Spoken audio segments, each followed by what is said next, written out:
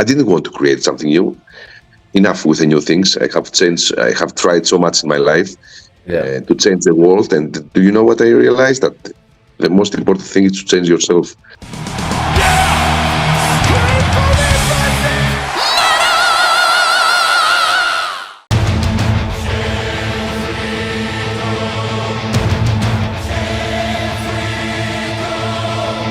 Sakis, thank you so much for your time today. I really appreciate it.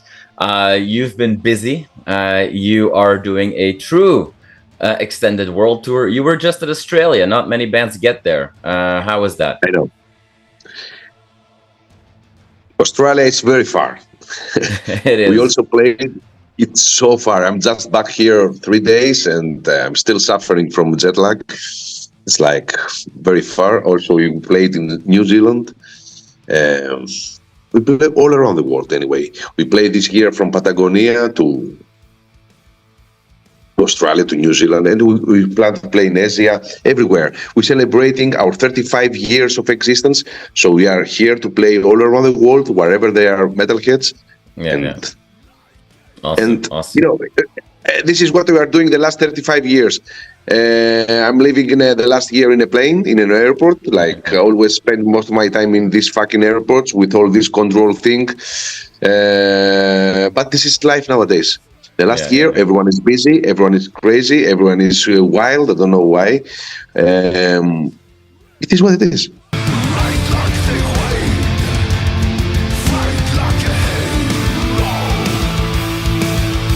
Now, you mentioned already 35 years of the band, already more than that, you know, and it won't be long until you're 40 years old as a band.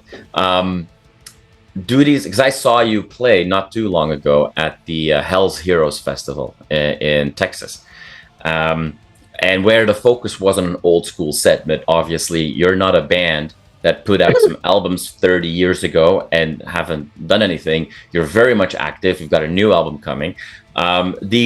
These milestones and celebrating the past, is that something that when you get to your legacy, that's what people ask you to do, and you're happy to do that, but you want to really focus on what's ahead? Or do these milestones, you know, are they important to you? Are you a nostalgic person? Like, does it mean something special?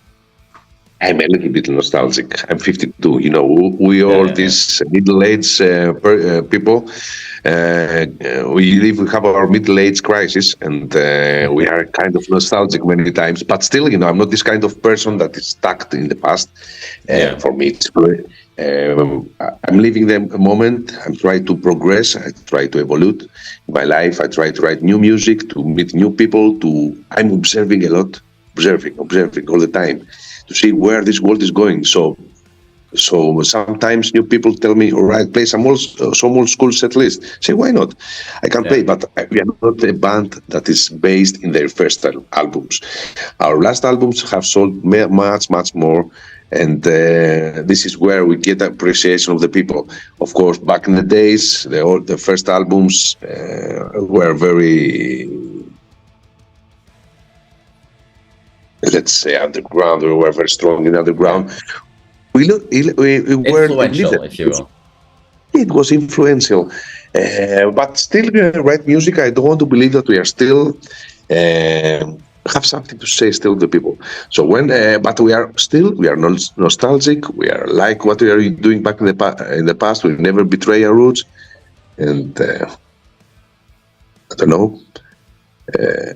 If we are asked to play the old school set list, we were there. Yeah. And it was also interesting to see that this festival for this year, Hell's Heroes, for the first time. This festival is one of the best. Exactly. You guys in the USA should build, you know, this festival, should keep this festival alive. I mean, we all here in Europe have plenty of festivals, thousands of festivals. Believe me, it's a very good way to spend your summer. So build this summer festival thing, and support Hell's Heroes, because I know the guys, they are doing a very great, remarkable job. Yeah, absolutely. It's a really fun one. It's one of my favorite festivals, no doubt. But it was cool to see that this year, for the first time, they allowed a lot more extreme bands in, if you will, because traditionally Hell's Heroes is a little bit more like keep it true, you know, a lot of like classic 80s heavy metal.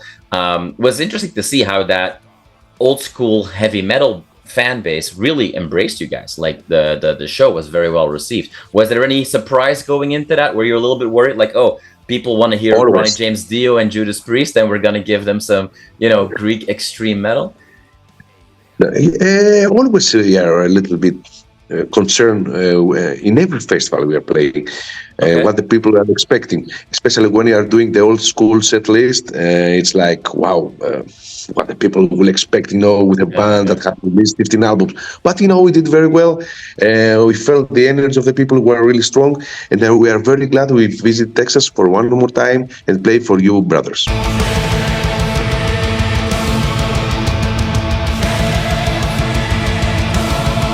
Now let's focus on the new album, because that's what we're here really to talk about. Pro Xristou is coming out soon. I'm pretty confident to assume that you're still, after all these years, extremely excited, because you already shared that you like to live, not in the past, but in today's world. This is a really cool album coming out. I think this might be my favorite sounding Rotting Christ album. Like I find it a very interesting balance that you guys have done with, it feels like a very warm production. It's almost like, feels like very welcoming, like a comfortable chair to sit in, but at the same time, you didn't lose your edge. Like, it's still a punch in the face, and the riffs are so clear and very, very front and center. They haven't disappeared in everything that's going on. Was that a specific choice to, like, how long do you guys think about the sound? I know that you were very involved in that personally. So what is your mindset going into an album like that? You said everything. This album sounds like, for me, it's the best sound album. I don't know if it's the best album. It's up to people. It's up to people to say which is our best album. But sounding, for me, it's perfect.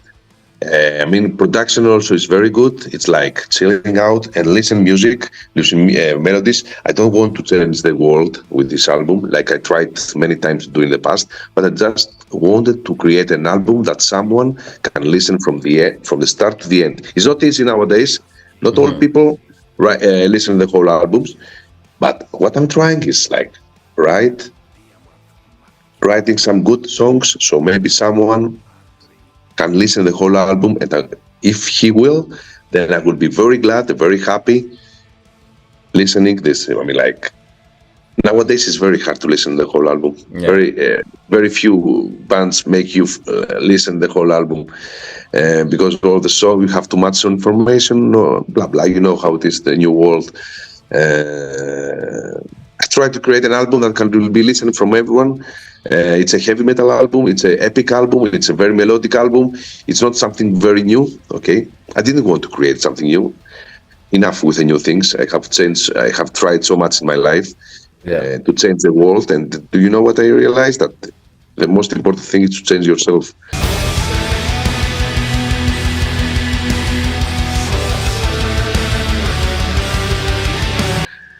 So I changed myself, write some good music. Some people like, some people know. And if you like it or not, I will still love you. Yeah. There you go. Now, I did have a chance to listen to the full album from front to back. Thank you. I feel glad. Yeah, thank you. No, my pleasure, and thank you for making a cool album. There's a lot of cool songs in there. Like Father, Like Son, I think is a really cool one out there. But I want to ask you, because this album is not necessarily a concept album, but it kind of feels like a concept album. And to your point, like, you make this album clearly to listen from front to back for people that take the time for that. There's a cinematic feel to it. There's grandeur there. So what should we expect when you go and properly promote this album on the road? Like, are we going to see that translated into the stage production? Are you going to try to tell the story of this album, or are there only going to be one or two songs of the new album in the set list anyway, because you've got too many songs to play? Yes. For a band that has released almost 200 songs, it's almost a mission impossible to get the right set list. We are not a band that we touring because we have a new album. We are touring even without a new album. We felt like having some new music. We released to the people. Maybe we'll include one or two songs in a new set list, not more, because we have, as I told you before, over 200 songs out there. And I'm sure that someone is coming to the show is not coming for the last album. It's coming from whatever, from any time of period, yes. and we will try to satisfy everyone. We will try at least. Nobody can satisfy everyone in this world.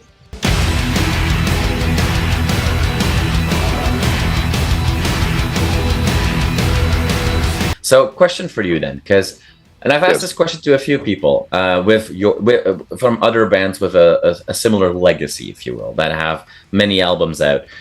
So you make this album. We agree it's a great sounding album. It's a cool album. And I already mentioned I like the song, for example, Like Father, Like Son. I think it's a really cool song.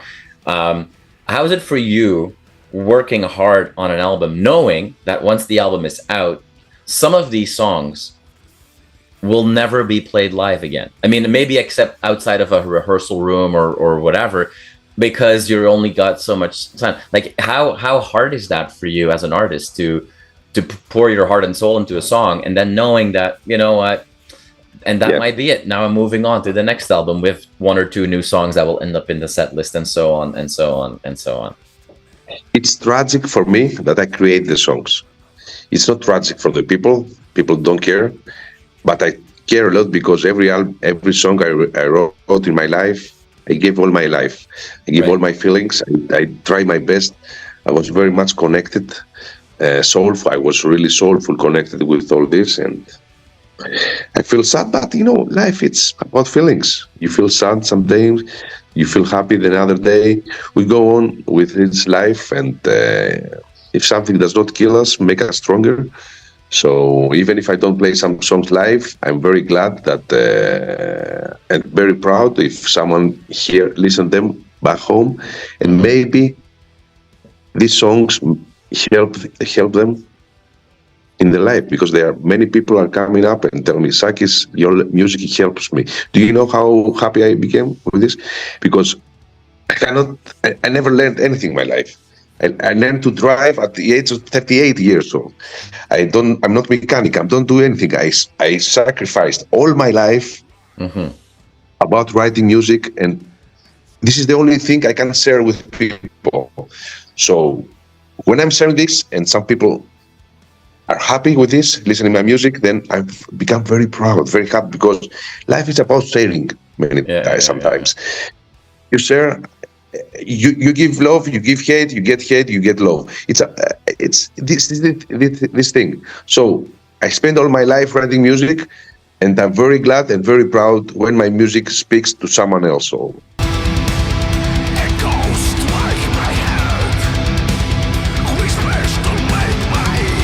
you say something very interesting. What doesn't kill me make me stronger over the years, and I want to use that. And the fact that you said earlier, like, oh yeah, I'm a bit nostalgic. I like to think about the old days, and also the T-shirt that you're wearing. All these things combined in, the classic Greek extreme scene. I know that you've been thrown a lot of shit at you, especially when you guys were starting. A band, the name of your band, especially in a country. Well, all of the Mediterranean is quite sensitive to religion, and Greece is no different in that way. How have you felt? Like, how is that situation for you today? Like, because in the metal scene, we're all so used to Rotting Christ being a well-known name, and nobody really thinks twice about that anymore. But is that still a problem for you today? Every time that you cross a border and you have to share some information with a customs agent, like, is that still a problem? It's still a problem. Of course, it's still a problem, because the world has not changed that much since then. We had some chances to change the last 10 years, but the last 3 or 4 years, like, returning back. I'm traveling a lot, and I see that people are getting more and more conservative. It's like, what the fuck is going on here? I thought that we improve, but it seems that life has changed, unfortunately, a lot nowadays, and the people, instead of getting more open-minded, they're getting more conservative, especially we the old people. So we still, of course, have problem, and something that gives us power. This kind of attitude give us power to go on. This the vibes we get, because metal, it's this revolutionary thing. At least this is how it started. Nowadays it's not, of course, but black metal was a punch in the face of every conservative idea. It was something boom back then.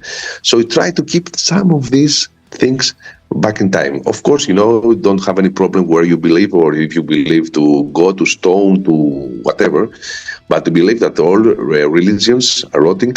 And when I'm saying all, and we will keep this philosophy as a band, and keep on going until the end. There you go. Keep on going, Sakis. You're gonna keep on going, and you're gonna keep getting a lot of issues at border controls, what have you. But if that gives you the fuel, we always have issues. Life is about the battle sometimes. Exactly. That's why many times I'm writing music that sounds like battle, being in a battle. I don't like to kill anyone. I don't even kill an ant. I don't kill even one little things. Never kill in my life. Even a little animal, it's possible for me to do that. But life, you have to kill life. If you want to survive, you have be very passionate, you must be very strong, and you have to fight. There you go. Nothing is perfect. You have to fight, and you're gonna keep fighting. I know that. Sakis, thank you for your time today. I really do appreciate it. I wish you the best. Thank you, brother. New album coming. I wish you the best too. See you around. Keep the spirit alive, and until the next time, non fucking Serbian.